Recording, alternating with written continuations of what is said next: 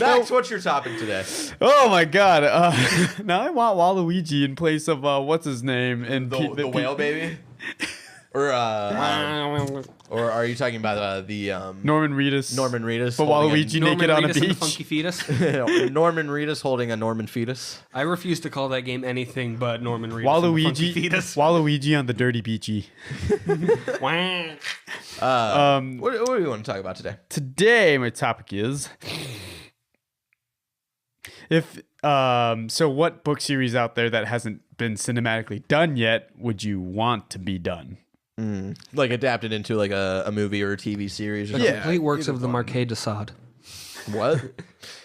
You'll learn it. Okay. To give you guys to think of ones that you might want to do, I'll say mine, and not necessarily a linear series per se, but I think some cinematic love could be given to some of the H.P. Lovecraft mythos. Take out the racist undertones, because Lovecraft was kind of a big racist, kind of a bigot. Not kind of, extremely. Oh yeah, no, he was an explicit bigot, but she was a negress. You take the whole concept of like forming fear around xenophobia and like cosmic horror, and there was this description of like how his writing or like those scenarios in his books are different from normal like cosmic horror, where it's like, oh, aliens are invading the earth. It's more of these things have existed for such a long time, and the mere thought of humans just attempting to perceive them drives them mad. And then when you actually see them, everything just gets fucked like naturally, which is always kind of cool. And it's just always like this fear out of like, we are so like minuscule as like in terms of existence. Del Toro was supposed to make In the Mountains of Madness movie. And I was really excited about that, and I'm not sure. Because just by looking at you, I know you're a Del Toro man. Yeah. You love yourself some Del Directly Toro. replacing Ricky. I do. Pan's Labyrinth. That I related so much to that hand eyeballs, man. I even like Crimson Peak. Yeah, that was a good movie. It was. It wasn't what everyone was expecting from it, but it was still really I good. enjoyed it. But yeah, so I would kind of like to see some cinematic love or even a TV series. Are we talking just series, or can we do individual books too? You could do individual books as well. That'd be pretty. So a big one for me always was like when every like teen novel or like young adult novel is getting picked up for books, like Harry Potter movies, the Hunger Games, Maze Runner, Twilight movies, that Aragon movie. Holy shit, I forgot about Aragon. Everyone did. Great book series, and what a shitty movie. The Seeker, The Dark is Rising movie. Also, the detergent. What's the one about the demigods? Or the Greek gods and the kid. Percy Jackson. Percy Jackson? Yeah. Fucking awesome book series. Terrible movie. Wait, I need to... Also, shout out to one of my favorite book series that I actually don't really talk about that much is I need to send this on Snapchat to Quentin, you talking about how bad Percy Jackson is. So we're about to record. Let me know. I'm going to tell you when to start, okay? So don't start this yet. We're about to record a Snapchat, sending it to Quentin about how bad the Percy Jackson movies are. They're not good. Let me know when you're started. Are you started? Yeah. Percy Jackson, the movies are fucking awful. So bad. Terribly casted, terribly directed, doesn't have its own sort of voice and tone. Out of time? Yeah. Does he like those movies? No, he hates that movie. Okay. Good. I was about to say, like, who in their right mind would like those movies? But also like, the... that was like his favorite book series as a kid. So good. I never read them. What I can't think of it. I can only think of the Magician's Nephew and the Lion, Witch, and the Wardrobe. Chronicles of Narnia. Chronicles of Narnia. Not the same kind of like era of young adult books, since those books are way older. But yeah. It's kind of weird how they were stuck in that area because those movies are coming out right at the same time. It was like Harry Potter was being like at its peak and whatnot. They were coming out at a weird time. I can't believe they got to Prince Caspian. Like, I was so surprised. Yeah, I didn't even know. Like, also the announcement for that movie even coming up was kind of a surprise. To I only ever too. saw the first one. The first one was the only one worth watching, and it was good. And you remember the Golden Compass movie? Fuck yeah, my grandpa was really disappointed by that because he loves those books. Holy shit. Oh, okay. So I've got a couple here. I've got a couple book series. Can I do my first? Yeah. Sorry. Again, we get sidetracked. The one that I was always surprised no one ever picked up on to like, hey, let's turn. If you're on my same level, I'm gonna love you so much. Artemis Fowl. Yes, I fucking love you. Yes, we're on the same wavelength. I here. figured this would come out at one point, Artemis so I Fowl wouldn't have to needs say to it. have. I don't know if. What do you think? A movie series or a TV series here? See, it's really hard to say because I always picture it as a movie series, but that's because when I read those books, it was when the movies were a coming big out. thing. But now that Netflix streaming is such a big thing, and even TV on like straightforward on TV is picking up so hard with shows like Preacher being huge, Yeah. Walking Dead being huge. So like it could work as a TV show too. It's just that because of the Harry Potter movies and all of that, like those book stories like seem more natural in your head. Yeah. Artemis Fowl was definitely overlooked because of how popular Harry Potter was at the time. But I think it's gonna have its time. I think there's gonna be like a resurgence of that series. Yeah. I don't know if it's gonna be soon, but I think at one point it would be smart for someone to be like, "Yo, why hasn't anybody done an Artemis Fowl like adaptation?" Like I think that would be fucking awesome. Just because of sort of just like how fun that kid is. Yeah. He is just because I need to read those again. And that's the problem with like the Harry Potter series. It's like, yeah, Harry's fun, you can connect to him a little more, but I feel like Artemis was a little more drawn out. Just like in that series and the characters there, like only even in that first book, I think like they do it way better. There's always this one book that I always want to shout out, and I always forget what it's called. But it was about like this kid, his dad and his uncle were in like a secret society. And he found like this sword apparently that was in the secret society. He like stole it and like killed. Series of unfortunate events got weird. And then like he killed someone with it or something. It was really fucking weird. But I really liked that book. Whatever that book is, shout out to that. You remember Frindle? No. Tell me what Frindle's about. It was this book, like, when I was in elementary school, where it was like, this kid was like, why do we call pens pens? Why don't we call them something else? And so he just starts renaming pens. What? Why would this ever be like... Ink stick. If this is something that I somehow made up in my head... Book about modern day kid using a sword. That's how I'm looking this up. It just goes, did you mean Transformers 1986 film? Oh my god, I can't believe they actually made, of course they didn't continue them, but they made movies for the beginning of Cirque Du Freak and the Spider. I thought he was going to do Cirque du Soleil. I was about to, and then I'm like, no, it's Cirque Du Freak, and then Yeah, okay. Oh shit! Yeah, I remember this. Do you remember the kids' book where it was the girl who would write things in her like diary? It was basically like Death Note, but it was like she would write things. I'll take this chip and she had like this little caterpillar. I don't or remember. whatever, and like whatever the caterpillar like erased, like that person would be like erased from existence or something. What? It was like a really, really weird book. I really enjoyed it though, because it dealt like a lot with like bullying. Oh, here we go. Bullying. A writer, like not really like a series, but like a writer that I'm surprised like no one really like adapted his like his works is like who's the author who wrote like Loser and Beck. No. And The Ringer. Do you know who I'm talking about? I'm gonna look this up. Isn't The Ringer a film starring Johnny Knoxville? Loser book. I think it's Spinelli. Jerry Spinelli. His books. That name definitely. I definitely remember that name. Jerry Spinelli wrote a couple of different books. He wrote Maniac McGee, which I think actually was adapted into a Nickelodeon like daytime movie or something. It wasn't called Maniac McGee, but it was something similar. There was Loser, there was Ringer, there was Love Stargirl, Eggs.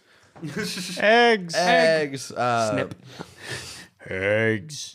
But yeah, I specifically Loser and Ringer.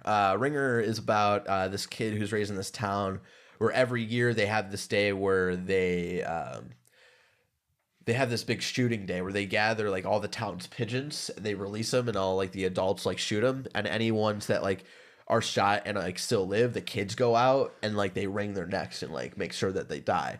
And it's about this kid. It focuses on this kid who doesn't like that and like finds like an injured like pigeon and like keeps it and like make sure like nurtures it back to like health and whatnot. Really interesting book. And then Loser is just about like this one kid who's like a little weird, a little different, growing up through like school. I think it goes from like 1st grade to 5th grade with him, and it's sort of like it's like a lot of like weird little like short stories with him, like how he was born with like basically an upside down stomach, and like it would like make him throw up a lot, and like they go into like him having surgery and him making like him getting a new neighbor and making like a giant cookie cake for his neighbor, and like the neighbor kid like didn't want it and he was like really upset by that. Like a lot of little like cool things though. But Jerry Spinelli books. Let's adapt that shit. You know what I want? Because I used to read these books a lot as a kid. More Diary of a Wimpy Kid. No. Because we need more of those. And it was already adapted, but like it was terrible. I want a genuine attempt. I want to see like a more faithful adaptation of the Wayside School books. Wayside School, yeah, fuck yeah. Another high five for you. Wayside School is so fun.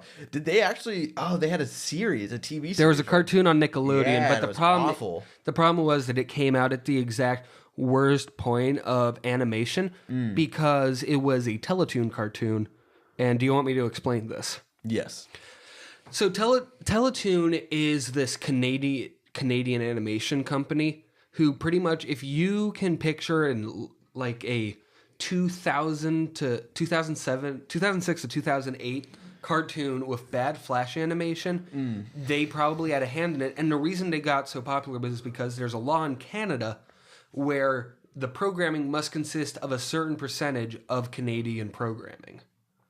So it was shown a lot there, and other people picked up on it, and they made like Wayside and like Johnny Test. Johnny Test was exactly in my head. Johnny Test is alive and boy Johnny Test. I've actually never seen an episode of Johnny Test. Dude, it's so bad. Spare yourself. Just spare yourself. That was like a show like I would literally, it would be the only thing on. It was either Johnny Test or the whip cracks. No, no, that's not the show. That's what the utilization in that show. Oh yeah, but also what's the shit? Another shit cartoon?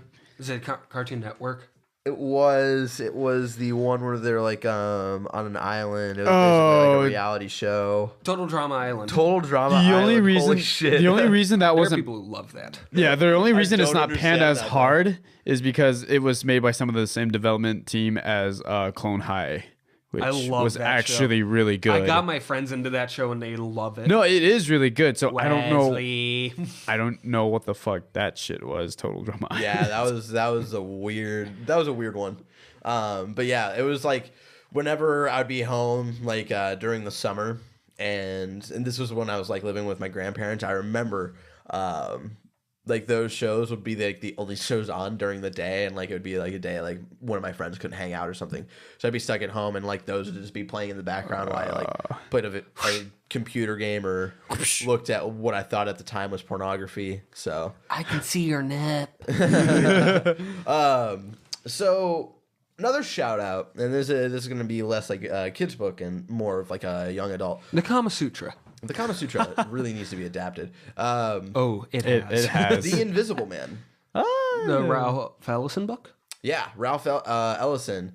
Fucking awesome book. And I feel like a lot of the themes in that book have definitely been adapted. Like I feel like a lot of movies have been inspired by that, but I would actually love to see like a more like true like The Invisible Man movie, because I think that's something that definitely needs to come out now, especially in this weird time of why like sort of race is becoming a thing again. And like, how would they get away with not with having the protagonist be like a non-entity in the story?